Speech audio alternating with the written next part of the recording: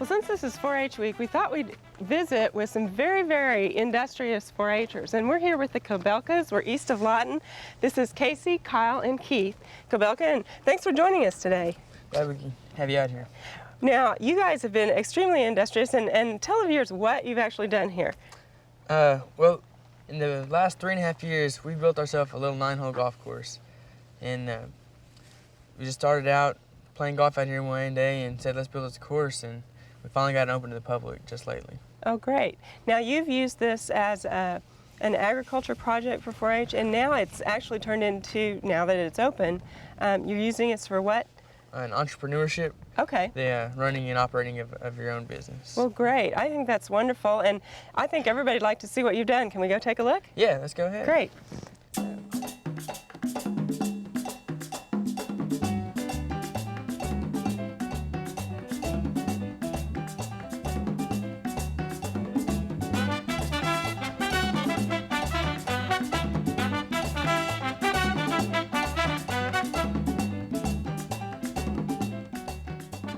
So Casey, how did you get this transformed from, it was a pasture, wasn't it? Yeah. To golf course? You got 9 holes here? Yeah. Well, a lot of time and a lot of work.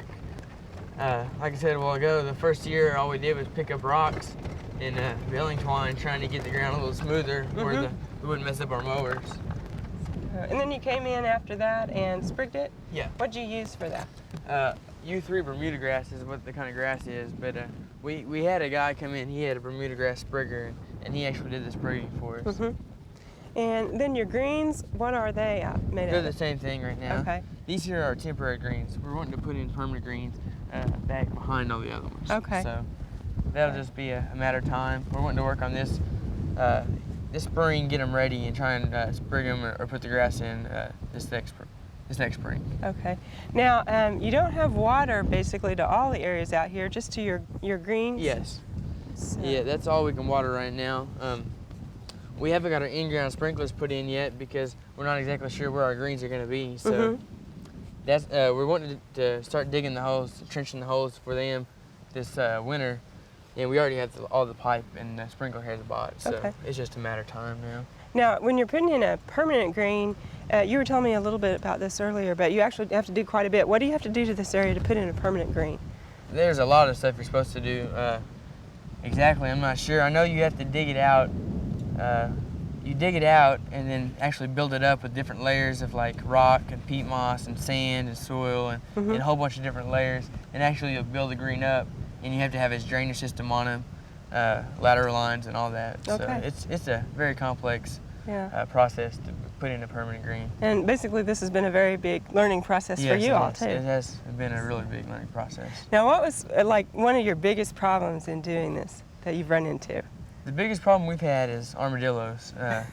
They have really been rough on our greens for us, especially during the dry season. At that time, I think every night we were staying up to about 4 in the morning trying to hunting armadillos. Yeah. And they would tear about 4 or 5 greens a night. And I think we finally got rid of them all. And since this last rain, we haven't had any trouble. So maybe we'll look off and it'll all end now. That's good. So now, if people want to come out here and golf, when are you open? Right now we're open daylight to dark, but we're starting night golf. Hopefully by next week we'll already have night golf going. We have some big lights that we can light up the fairways with, and our exact hours on that we're not real sure yet. But we're gonna go ahead and start that. So, but right now it's just daylight to dark. Okay, and how do people find you? Well, from Lawton we are a mile east, and then you'll turn south at 60th Street, and there's a big Channel 7 TV tower there. You'll turn south, and we're 5 miles south and a half mile east on Tenney Road. Okay. Well, we appreciate you showing us around, and this is an incredible project that you've done. I think you've done a good job on it. Well, thank you. Thanks.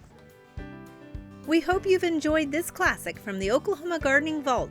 Remember, even though these tips and techniques are timeless, there's always something new to learn in the world of gardening.